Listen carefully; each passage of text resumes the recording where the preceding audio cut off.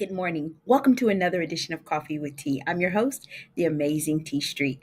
On a gloomy day, what's the best thing that could happen? Not the worst. What's the best thing that could happen?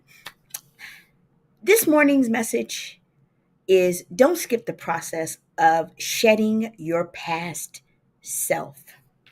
Yep, that's the topic. Don't skip the process of shedding your past self. Can I just tell you, you know how like if you've had something and you've worn it to the fact that it's got holes in it, like got holes in your shoes, oftentimes we're like, man, as much as these shoes are comfortable, they no longer serve me because they've got a hole in them. So you toss them and you buy some new shoes. It might even be another pair of shoes that look the same, but they're not the same because they're brand new. Can I tell you, it's okay to develop a new way of being? That if your past truly is the past, there's a good book that says, old things are passed away, truly behold, all things have become new. A lot of times people struggle because no one talks to them about the process of how do they become new. So today we're going to talk about that. How do you shed your past self? Sometimes our past has us in a stranglehold, literally. One of them chokeholds from WWE wrestling. They got us in a chokehold that won't set us free to walk out the new me. It won't set me free because I'm in a chokehold of my past. So today we're going to release ourselves with 5 steps, y'all. The first one, identify the limiting stories about yourself. Some of the stories that limit you from your past are ones that other people have told you about who you were. Girl, remember when you used to always be a fighter? People love to throw that up to me. Can I just tell you, I've had more people say, girl, I remember when T was a fighter. Good morning, Elijah.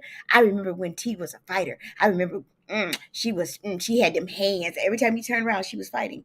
Can I tell you how long it's been since I had a fight? But that's other people's old narrative about who I am. I haven't been that person for a very long time.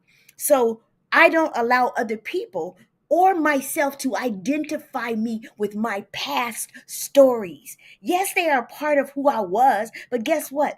They don't define who I am. It's okay to have a shift in who you are. You don't have to remain the same person that you were 10 years ago, 5 years ago, or 5 minutes ago. You can have a shift. And the way that you start to shed your past self is you identify those limiting stories about yourself.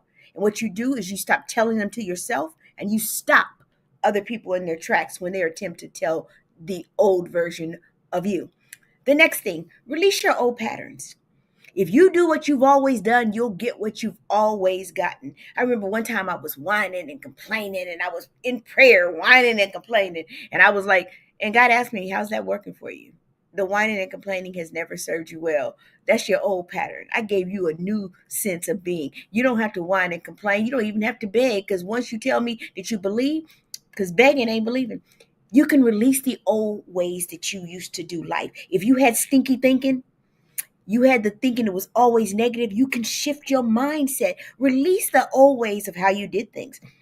And you'll start to see the old things start to shed, because the more you develop new patterns, patterns are called that for a reason, because they become a way of doing things. So if you start to develop new patterns, just like you were able to develop old patterns, you can develop new ones. So release the old patterns that no longer work for you. Don't be afraid to embrace change. Good morning, Miss Brown. Can I tell you that change is where growth and transformation takes place? And sometimes it's uncomfortable.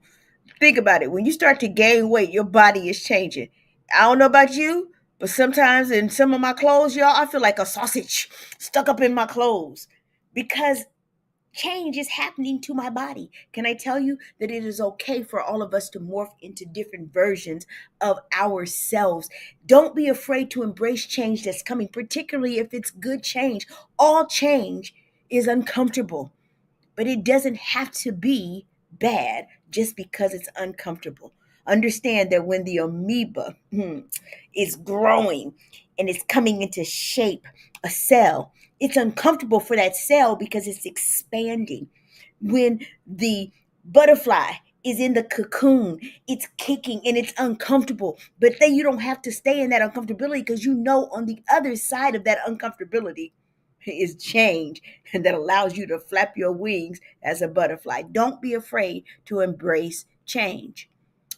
Shift your perspective and you'll shift your life. When you change the way that you think about a thing, it changes how you act in accordance with and in opposition to that thing. Have you ever stopped to think that maybe your way of thinking isn't the only way? I remember when I shifted my perspective from what I believed to what God believed for me.